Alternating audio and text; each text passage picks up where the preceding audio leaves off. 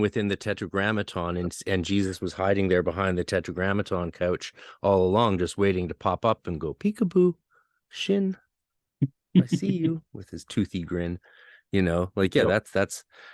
I mean, we still have to run with it. We still run with the verbo mirifico, the wonder working word. Yeah, Yeshua is such a big part of Western magic that we can't get rid of it now because it became part of the culture, though it was appropriation in the beginning. Well, I was just going to mention What were you that going to say? we were talking bring chaos magic into this, but Let's do chaos it. magic does appropriate a lot of different techniques and creates new ones. Then tell me more I after that. Tell me more about Temple of Set and all of that because I don't know much about it, and I'm curious. Yeah, we could circle Yeah, back to yeah. that. I mean, that was a blip. I was briefly involved in it at one point, and then, but yeah. But what I was going to mention about the chaos magic is that so I was talking to Augustine, our buddy, about like some of the different tools that you can use, like chaos magic or whatever. And this is like because he was one of the ones who turned me on to Peter Carroll's Leave It All in Cycle. I thought it was interesting, but I was talking about how with him, I remember a conversation about man using like Skype and stuff like that, or to manifest different types of spirits inside the ghost in the machine. And he kind of made the comment. He's like, well, I think a monitor is a great tool, but I'm not going to be using it as the triangle of manifestation. And I thought that was interesting because there are, speaking of appropriation and misappropriating things, there are probably those who would experiment with, using using something like a monitor or a laptop or a device or something as a way to manifest some type of spirit, which wouldn't be considered traditional. May work, may not. That's a success be thy proof. When it comes to appropriation, though, chaos magic does tend to appropriate a lot of different tools from even non-magical sources to accomplish it seems to be something that's done in the West a lot. Yeah, that's where it gets all sort of silly, and so let's not worry about appropriation for the most part. Yeah, You do you, people. Come on. We're all yeah, adults, right? absolutely. Let's talk about the Temple of Set and the Shreks. So were the Shreks involved in the Temple of Set? Yes. So she was Yes, for many. Anton Zander LaVey's daughter and So there's a lot of joined the Temple of history Set. to this, but Yeah. yes, and this was Yeah, I please don't tell me remember as much exactly. as you This is can before, yeah. about the history. Uh, so uh, Zena Nicholas had at some point joined in the 90s, joined early 90s, uh, joined the Temple Set with the intent to learn more about the god Set, and eventually, I mean, again, this is kind of glossing over like making broad strokes here, but at some point, I mean, they had worked their way through the initiatory ranks, and Nicholas became a Master of the Temple, which is a fourth degree initiate, and Xena was the high priestess of the Temple of Set too. At the time they had left the organization. Um, to be real specific, I had joined myself back in 2000, late 2003, I believe, mid 2003. It was a long time ago, 20 years ago. But I had joined with the intent of working with Nicholas and Zena. Uh, and when I had arrived in the organization at that point, the split between you know Nicholas Zena and what became the Setian movement at the time, known as the Storm, split from the Temple of Set at that point. And that was like I arrived shortly after the split. Um, and I was be totally straightforward. I was actually expelled from the Temple of Set shortly after I joined. I'm not going to rehash history, but I made a comment that I wanted to contact Nicholas about some interview he had done in the past. And the way the degree system worked in the Temple of Set was that the third degree initiates, priests recognize first degree initiates setting into the second degree, right? So there's like, just to be real succinct here, there's like the first degree, which is like a Setian degree, white medallion. The second one is your red medallion, right? You get that. And then the third, and you're an adept, second degree. Third one is like you become a priest. Fourth degree, you're a magister. And you've become a magister. Part of that is starting an order within the temple. Fifth degree is you're a magus, and then there's a sixth degree. I don't know much about how that part of the degree structure works, but the way one became a member of the temple permanently would be to be recognized by a third degree as a first degree and have them sponsor you as recognition into adept. And usually that would involve some type of connection and testing. As we know in organizations, I'm sure it often becomes political, and people you like, people you don't like. With some people probably more serious about that process. So so I've established so far that at the time the split happened, I had joined with the intent of working with them. I had made a comment about wanting to connect with Nicholas, and then shortly thereafter, I found myself expelled from the organization, which is fine. No hard feelings here. It was actually for the best in the long So run. how'd you get expelled? I mean, I made a comment about wanting to contact Nicholas, and then next thing I Who's knew, I was oh, Nicholas the Shrek. next thing I knew that Nicholas Shrek. I made a comment about wanting to contact Nicholas Shrek, and I think the weekend, because I was at some type of a meeting, that they have like called a pylon meeting at that point, and then I had made this comment kind of there, and then I was told like, hey, well, if that's the case, then I won't be recognized. So it's like, okay, fine, that's that. And then I don't remember exactly how it happened because it was 20 years ago. It was a long time ago. But Wow. I realized that I was no longer able to attend the meetings, and my internal access to the documents had been canceled, and I was told I was expelled for some bullshit bogus reason when I knew what the real reason was. But that was fine. I mean, because my intent in joining the organization anyway was that I wanted to learn more about the Egyptian god Set and more about the authentic traditional left-hand path. And there was a book I mentioned it earlier, Demons of the Flesh, that was written by Nicholas. And they had that basically was my manual until I became initiated into Tantric Buddhism in 2006. But I want to digress too far away from that. So I've kind of given the history of like the degree structure of the organization, my temporary involvement with it, and the position that the Shreks were in when they had left the temple with some other members, priests and adepts and all that. I think if you want to know more about it, you remember the magazine disinformation.com, disinfo.com, with Richard Metzger. I think he did a brief reporting on it, or it appeared, not him per se, but whoever reported on it for disinfo.com kind of gave the more broad strokes. So I'm going to get into mainly the reasons why the schism happened, which really goes back to our initial topic about the authentic left-hand path. So there were three reasons why the Shreks had left, at least three that I'm going to point out here, why the Shreks had left, and their fundamental disagreements with the Temple of Set. Right? And I regularly work with Nicholas now, so like it ended up working out for best for what it was anyway. But So the you three did end reasons up are this. meeting Nicholas. Oh yeah. So but the reasons, and we still communicate regularly. He lives in Berlin, but I mean, we still regularly communicate, and stuff. But the three reasons that they had for the schism, the split, were number one was the religious understanding of the god Set.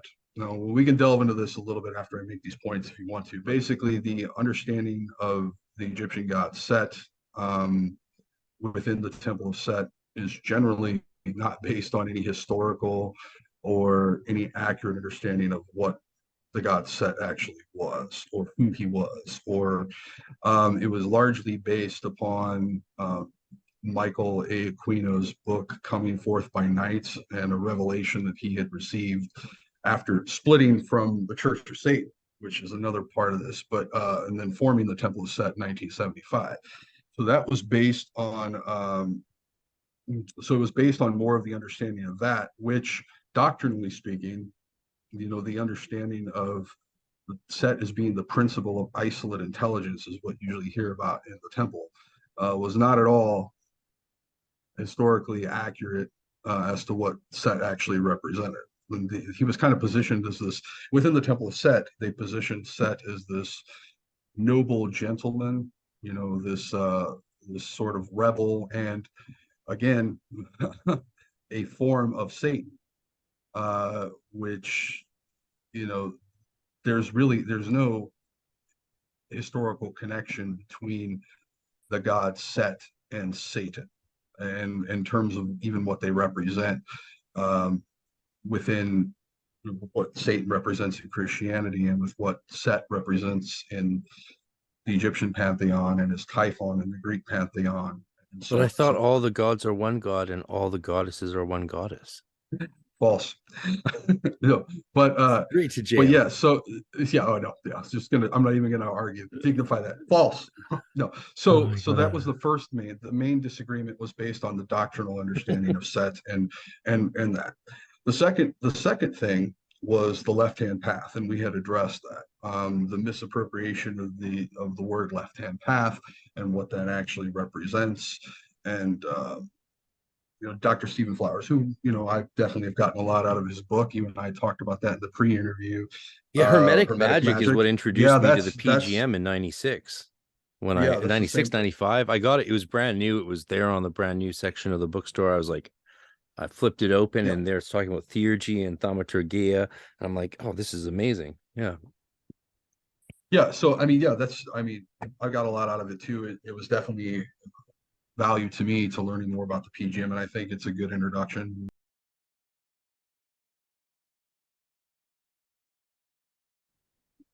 So, from Hermetic Magic to Dr. Stephen Flowers, and also Temple Set related or anything, but I got to shout out Dr. Stephen Skinner's book, Techniques of Greco-Egyptian Magic, are two good introductions to PGM.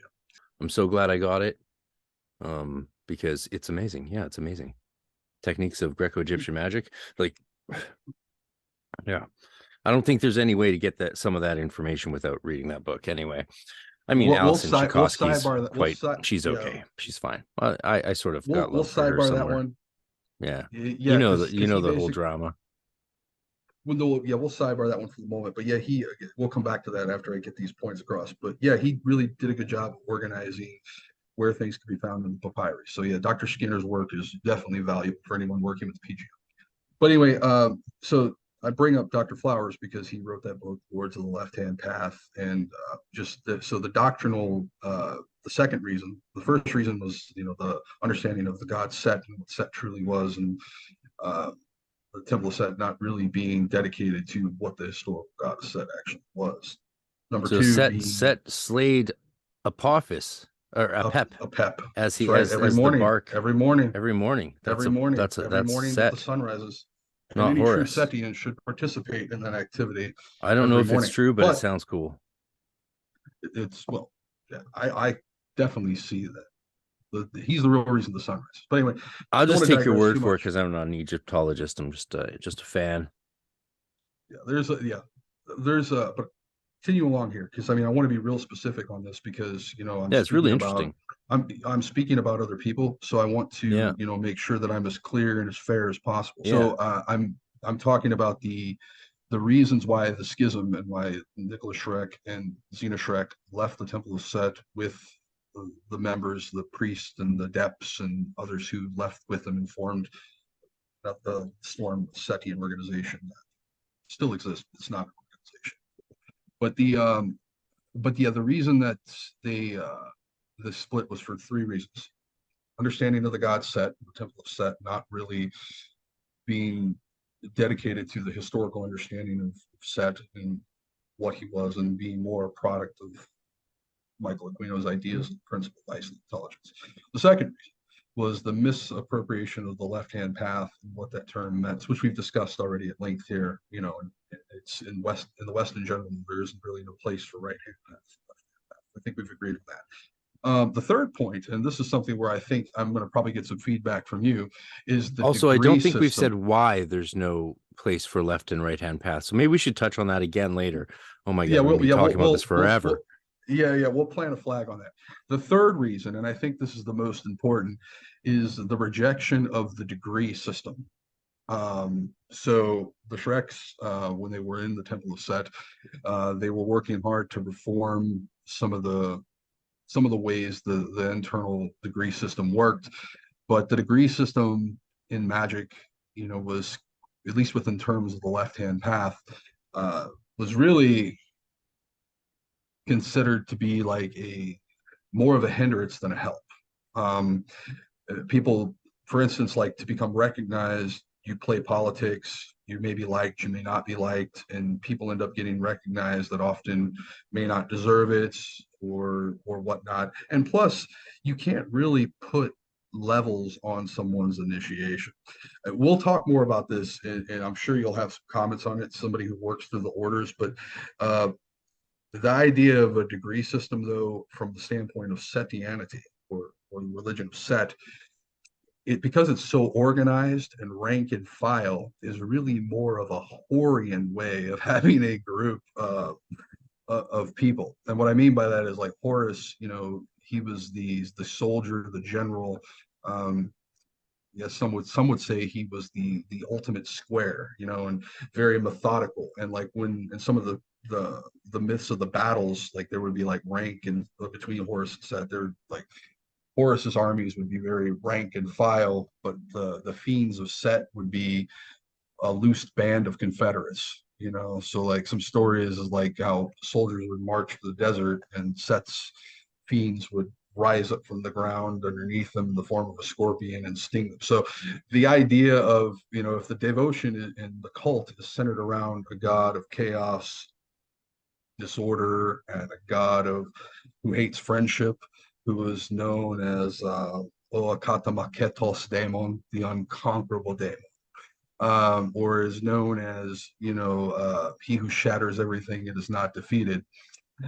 The idea of an initiatory system where there's a degree structure is kind of antithetical. So I'll conclude that by saying that, the the devotees of Set, um, that work with that work with that deity today tend to be more of a loosely affiliated group of people, a true organization with no name, teacher student style working together, maybe, but not an authoritative hierarchy. So those were basically like the three reasons that I would note anyway from my observation of what happened as to why the split happened the way it did. But yeah, that's pretty much all I have to say about the Temple of Set. Well, Aquino founded it, correct? Yes. And he was an interesting figure. I mean, from what I recall, he was the editor of the Cloven Hoof and was, I think, the highest initiate within the Church of Satan. Wasn't But he they also split. like CIA? There's stories of involvement with psyops, and he was a high-ranking information officer in the military, but I don't really know much about that. But I do. He was truly a part of the military and was truly a part of the psi operation, but I don't know much about his military career. What I do know is that He didn't he die in a what dramatic way? he's passed away. I don't know how he passed.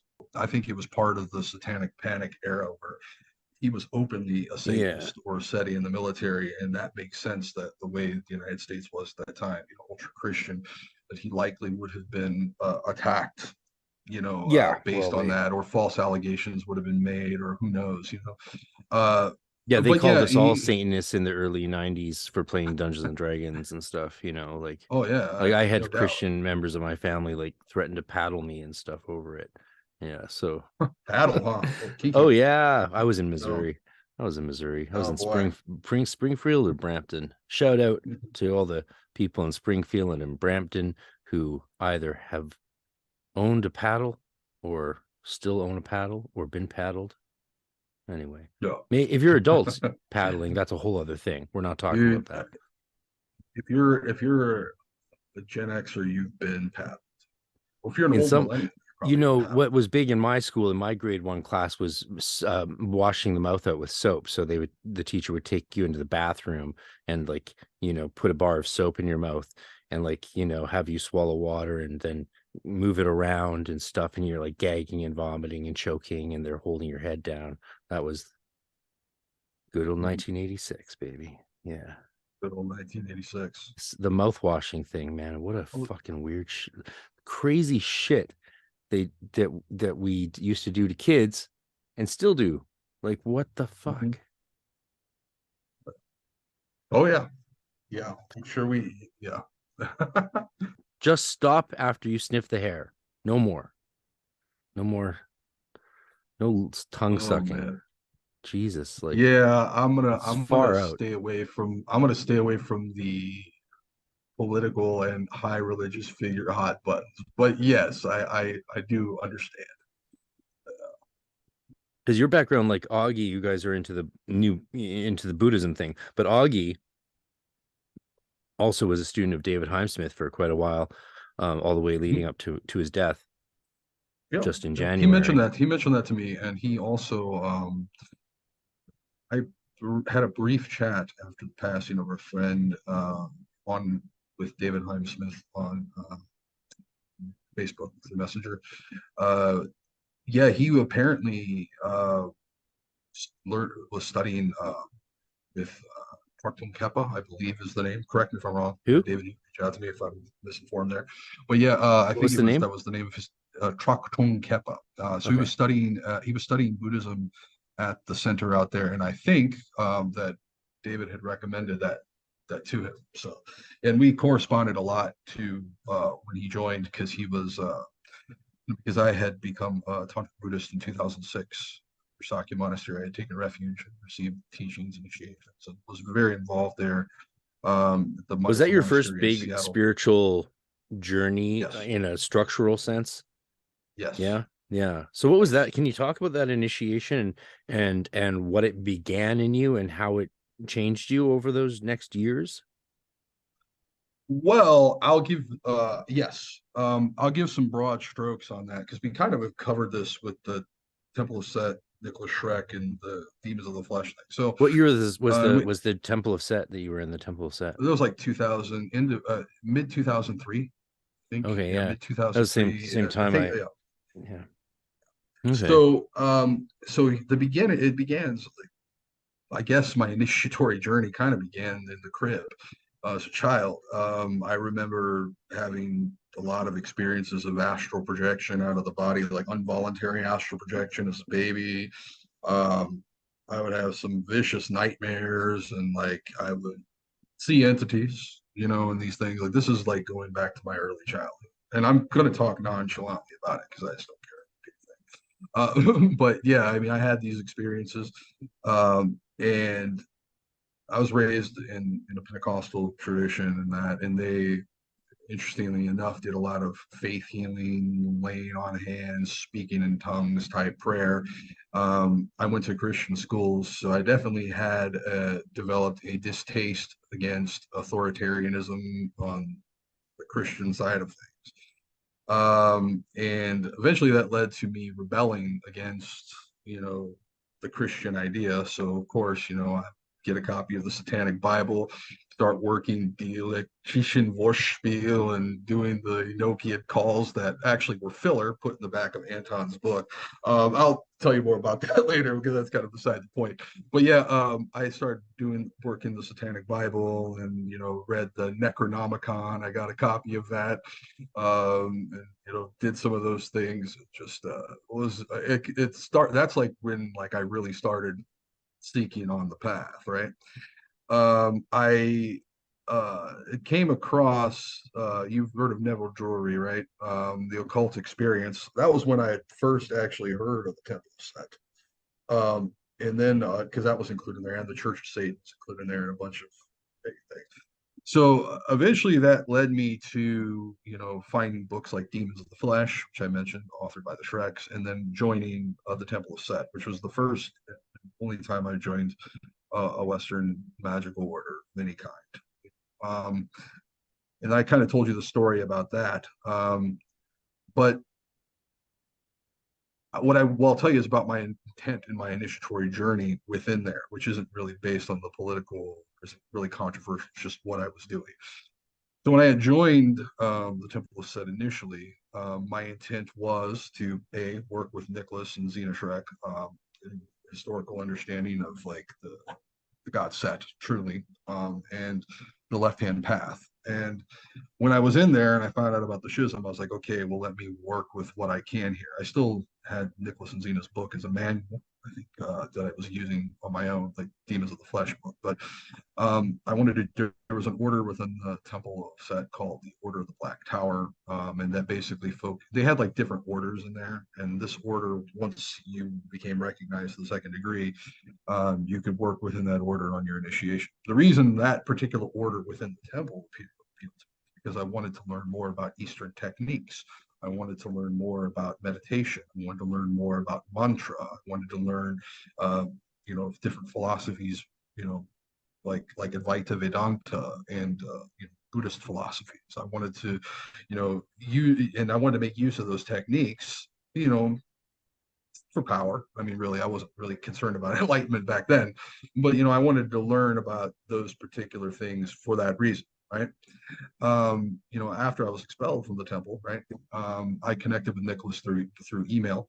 We stayed in light correspondence, over some time, but I figured like at that point, okay, so let's actually delve into these Eastern traditions. Let's really see what the left hand path is really all about.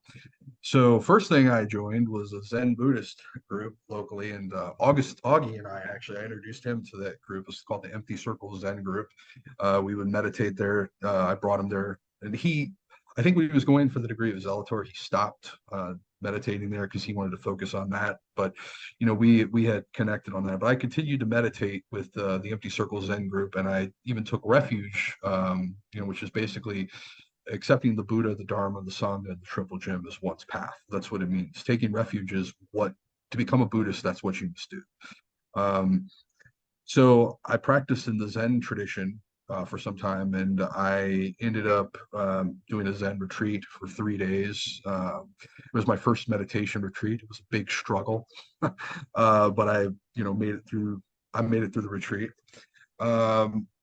and without getting too, and that's kind of where I was. I was just, practicing Zen Buddhism at that period, and of course, doing Robert Anton Wilson, kind of the whole, just,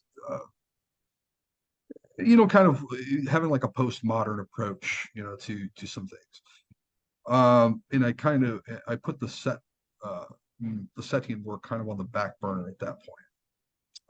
Then at some point, I was going through a divorce at the time, and so I was doing the Zen Buddhism, and I ended up connecting with this group on Yahoo Groups, and then there were other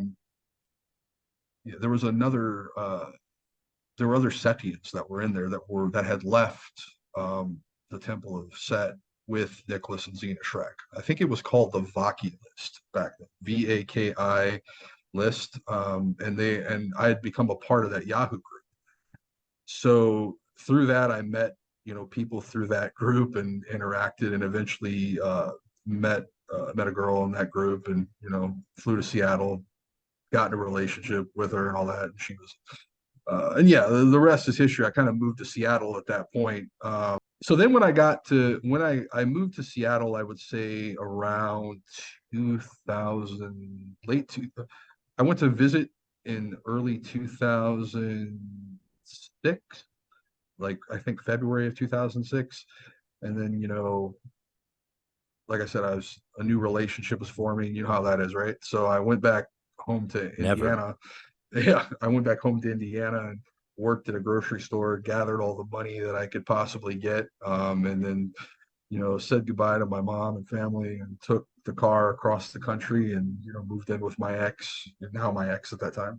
And yeah, when I first moved to Seattle, the journey didn't stop. I was interested in Vajrayana, Tibetan Buddhism. so I had went to a Tibetan Buddhist store in Pike Place Market out there. Um, and I forget the name of the store. Can you hear me? I'm just wanted to make Yeah. sure. Oh, Yeah, I'm okay. listening. All right. Okay. Sorry about that. I was just getting some Enjoying the feedback from the journey. noise. I fixed it. Yeah. So when I moved to Seattle, I had went to this Tibetan store, and I had just asked the shop owner, who was Tibetan, hey, I'm interested in initiation in Vajrayana and that, and he told me about Sakya Monastery, and he told me about my Lama, my teacher, his name was Jigdal Dakshina Sakya. And he told me the legends of his father too. He was known as Dr. Rinpoche's father was known as a powerful sorcerer in Tibet, and the shop owner was telling me that he had came from the same region, I guess.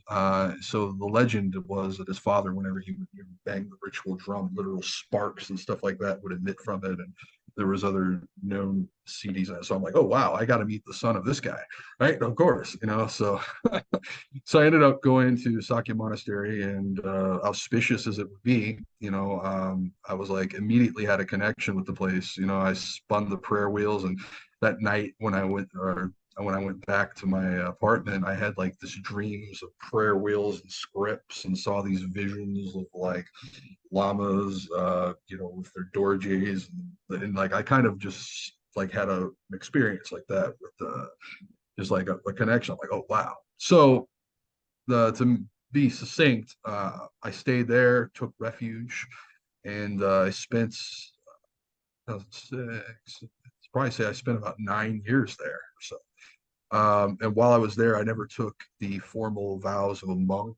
I was a lay practitioner, but I did take the 5 precepts, and I was at that time I taught meditation there to people who were coming to the monastery. I would facilitate the Friday night shamatha, or calm abiding meditation. So when people would come, I would facilitate that. It was open to the public for people who needed instructions on how to do basic meditation. I would facilitate that, and I also had the opportunity to uh, be a ritual assistant there. So for a lot of the major pujas, what a puja is like a grand ritual, let's just say, right? I had the opportunity to serve as what's called a trupun, or like basically an altar boy for the Tibetan lamas, basically. And I was able to, yeah, I learned a lot about the Tibetan ritual practices through my ritual service there.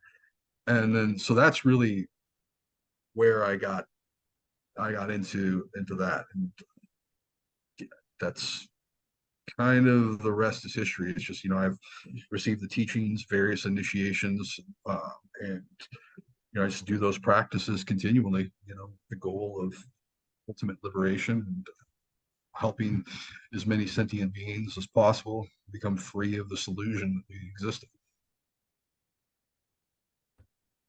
But is this existence an illusion? See, here's another example of where some of these paths seem similar and conflatable in the beginning, but when you keep going further from that junction, they end up further and further far apart. Hermetism definitely doesn't see this reality as illusion, right? So like anyone So, following the Hermetic Hermes literature and corpus sees it more as light, sometimes perceived as emanation, sometimes not, sometimes seen monistically. And yeah, so it's not that reality is an illusion. That light's not an illusion. That's reality. The illusion is the reality, if you want to look at it that way, because there's nothing else. But what do you think? well, What do you the think? Are we trying to so liberate ourselves we from might illusion?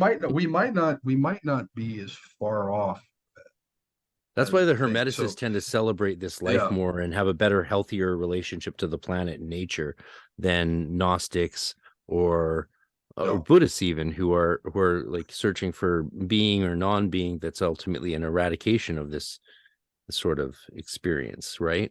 As opposed to Well, there's left-hand path Buddhist, right-hand path. So we got yeah, right. Of course, we got to teach keep there that in within mind. that, but Keep yeah, that in but mind. samsara is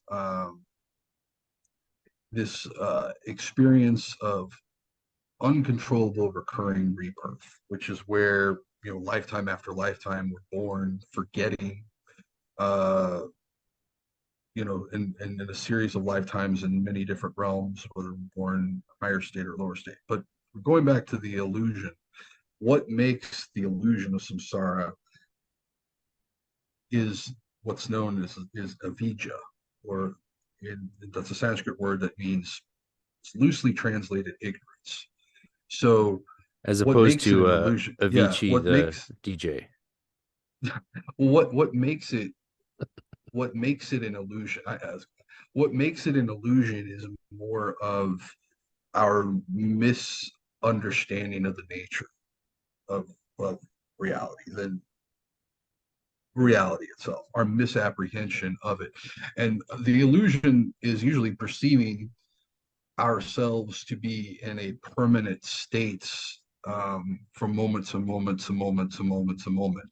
And I think that is where, I mean, at the core of this, I mean, if you want to get out of the metaphysical, I mean, even on the level of Yeah. psychology, perceiving one's ego as, persistently existing is Yeah, that's an is illusion. illusory in and of itself. Yeah. In that, yeah, it's I mean, yeah. So I mean, we it's might not such be a as different in our, at least in our understanding of like what the illusion actually is. It's the misapprehension of the nature of I reality. think it So makes a lot of I sense, just the idea that the illusion is our lack of perception, like we know how little of reality we perceive with our limited senses, right? Less than 5% of reality is what we experience, according to the leading like black dark matter scientists of our day. I got that from one of them, and it's like that makes sense. Okay, so if our lack of perception beyond that's an illusion, that makes sense. Though when you go into the eradication of the personality and the consciousness or the ego, when you go into the the ego is an illusion and must go away, that's where Buddhism completely departs from things like Judaism and Christianity. Like those two ideas, those beliefs aren't compatible in any way. Mhm. Right. So, So it's like the starting point's okay. We can, you can see sort of how the journey toward God is apophatic in a mystical context, but if the end goal in one, you're gone, and the end goal in the other is you're just in a different place. That's very different. Now, I'm certainly not saying I believe in the ancient Jewish conceptions of Sheol, and there's definitely more than one of them. Neither am I saying I believe in the resurrection of the physical body and the life everlasting as a zombie Christian. Um, certainly not. We're definitely not. Yeah, but it's illusion as a lack of perception. Illusion being that which the majority of reality that we can't perceive, right? And the illusion's the limitation. The illusion's the limitation. We're so limited in our perceptions, we hardly know anything about what reality is actually like. Of course, a lot of that stuff is just noise that our consciousness is filtering out or excluding by selective uh focus. I think that's what Dr. John Vervecchi and 4E cognitive modeling and cognitive science are looking at these days with regards to Neoplatonism, which is really interesting, right? Relevance realization and that sort of thing. It's really interesting, the Buddhist ideas, for sure. I'm definitely find some of them very enthralling. yeah, Yeah. in Buddhism, how the nature of reality is constructed is based on, they're known as the five skandhas: form, feelings, perceptions, and by feelings also can include sensation, or some emotional sentiment. But form, feelings, perceptions, volitional formations, build activity, and consciousness. Those five aggregates are the building blocks of reality. So when people talk about the illusion of the self, there's I'm using the Pali words, but I'll make sure that I clarify them. So there's in Pali, there's a term called Sakaya Diti. Uh, so Sakaya Diti is personality view. I find that to be a better description than the. So the personality view is what oneself perceives as oneself. Right? So it's through these five aggregates that the Sakaya Diti makes up the story of reality that we experience, whatever realm we're in, wherever we are. So by undoing, by perceiving the nature of reality as it is, what that means, Buddhist standpoint, is to see all these aggregates as essentially empty and as shunya. And what empty means is lack of existing inherently on their own. The existence that we perceive is really an agglomeration of various factors that all come together for a time and pass away after a time. A good example of this is like when you look at a chair, right? When we perceive a chair, rightfully so. It's designed, there was an intention for that chair to exist.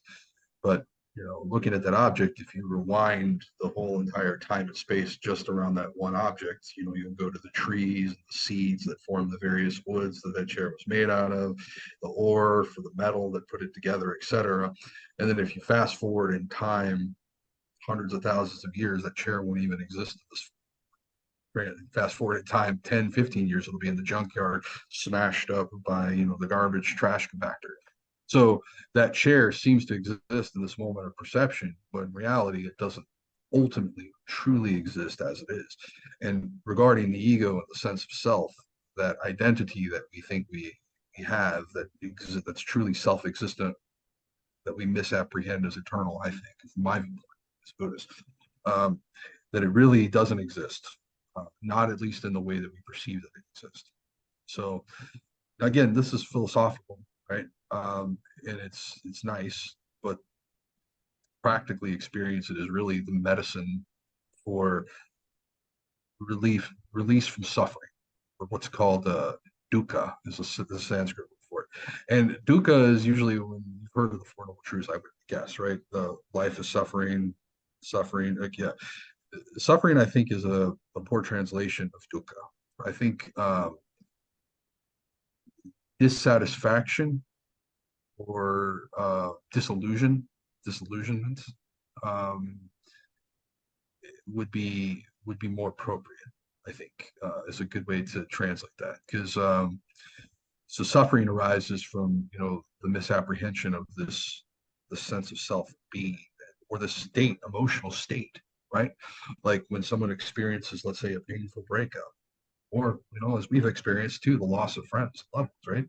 That pain exists, it's real, it's experienced in the moment, right? That's part of the existence of being a human. Suffering is birth, old age, sickness, death. We experience it.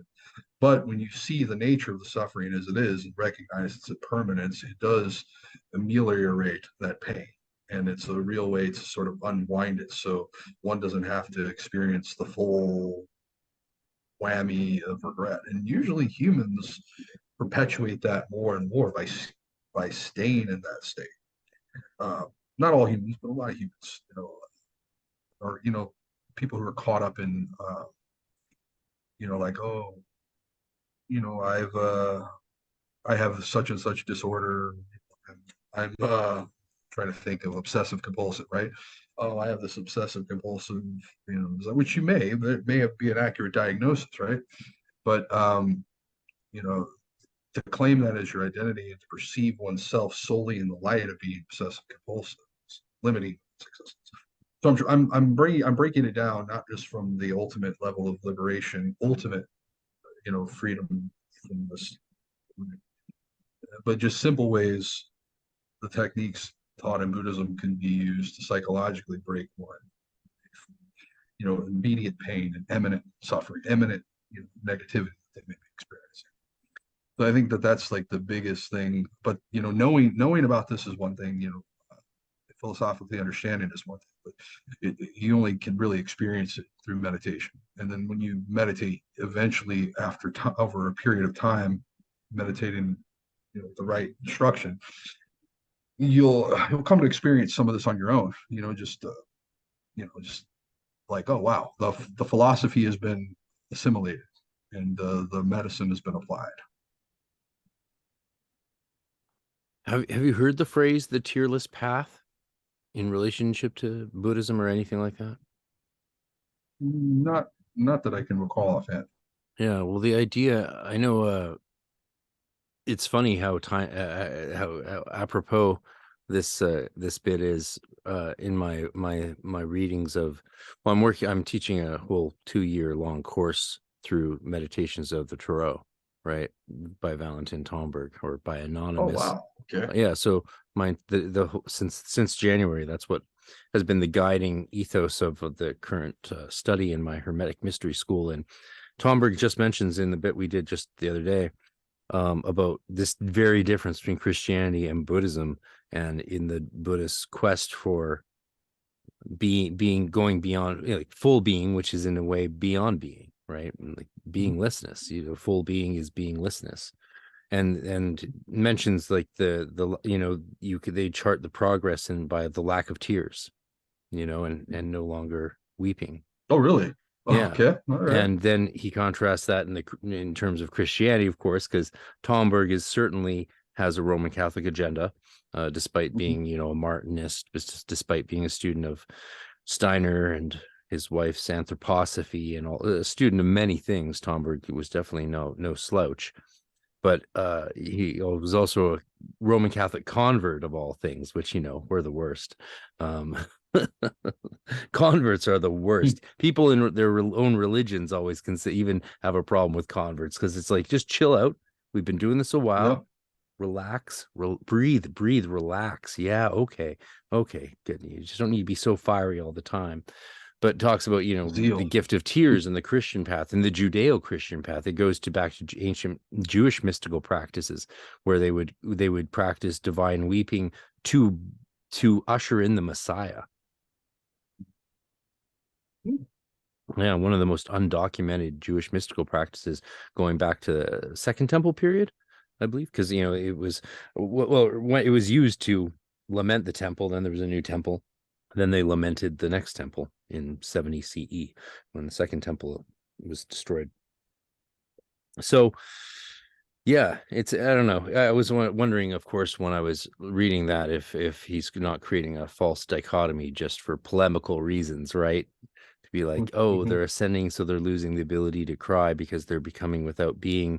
But the gift of tears is the most important thing Christ has to give us, and even the Jews knew that, which is why they wept to bring about the Messiah, or to lament the temple. There's several reasons for mystical weeping that have been explicated in by Moshe Adel in his fantastic Jewish research into Kabbalah and mystical practices. So yeah, the weeping thing was interesting, because yeah, if that is the case, like if that is the case, then that's quite a methodological difference, right, in practice, right? And I've definitely noticed the difference in my own journey, depending on the kind of work I'm doing, whether or not I go through a dry period without tears, or more of a wet period that's tearful. Often, I would equate those things. For me, one's more Thoth, one's more Isis. Yeah, one's more Logos, one's more Shekinah. So that's how I think of these things, and they interplay with each other. So yeah. Anyway, so you knew friends of mine in Seattle. We should talk about that. There Oh are yeah, some definitely. Golden Dawn students of mine who are in Seattle. You happen to meet them in your time there? That's pretty cool. But you mentioned about people in Seattle that I knew. Oh yeah, yeah. That was offline. Yeah. Eric and Marcia Emmerich. Yeah, yeah. Yeah. They I knew they were Golden Dawn students Yeah, I at liked one them. They were point. fun. Yeah, They I would met come up, they I'm would drive up to Vancouver for my classes, to attend my oh yeah, yeah. classes at Temple Tahuti, Yeah, when they were in yeah, we talked about Zelator this and yesterday. Theorcus, and yeah. Yeah. Yeah, this Yeah, was in the that's pre-interview very chat. cool that Yeah, you knew people. Yeah, some yeah, people I really knew. Like, yes, I would yeah. stay at their place a bit, when I would be down in Puyallup in Seattle and stuff like that. Yeah. Yeah, I How met did you him get to at know the them? monastery. I met at the monastery. Yeah, Oh I wow. went to a class uh where I first ran into Eric, I think, if I recall, is I took a class there. They had like a classes they would teach about various Buddhist subjects in preparation to taking the refuge vows. Okay. I think I met him in one of those classes. What I remember is he had I could tell he was a Western occultist. I mean, it was pretty obvious. He had like long hair, and Yeah. like he had an Uncle Al shirt on, you know. And I was like, oh, you got Aleister Crowley on your shirt there, and he's like, yes. I mean, you don't know, get around the occult world too much without learning about him. Was kind of the comment. And then, yeah, the rest is history. You know, at that point, we ended up taking our refuge vows together at Sakya Monastery. Oh, Pure wow. What year Eric was that? Enriquez. This is 2006. Yeah, so that's like, yeah, Yep. that's 3 years after I knew them. And Yeah. I'm glad, yeah, it's cool to hear about their journey in the years later, because obviously, Yeah. I had So no contact. from I wasn't super close with them. I mean, I did go to their house a few times, and I know Marsha was a Gnostic priestess from what I remember. I did go to their mass that they had done. Not a Crowleyite Gnostic mass. It was like through it was in the lineage of Bishop Stephen Heller, you know, and that group. I don't know if you know a lot about if you know anything about them or not, but yeah, she eventually, she took refuge and joined the monastery. It was shortly after Eric was on board. But yeah, that was my interactions with them. Yeah, we spent a little bit of time together. But he went far in the tradition, as what I remember. He had completed some retreats and had yeah. I mean, he's always. I mean, if you knew him, we're talking about the same Eric. I mean, he was a serious practitioner for sure. Yeah. Yeah. Definitely. Yeah, I What I love could to say about do him is ritual work with them. Yeah. yeah, he inspired me. I mean, I could say that much. I mean, with his discipline, he's a very They disciplined were awesome. They were practitioner. good students. We did a ton of magic together. Tons over Yeah, years. So yeah, they were awesome. I I uh I don't remember how things wound up with all of them, but again, it was literally 20 years ago. So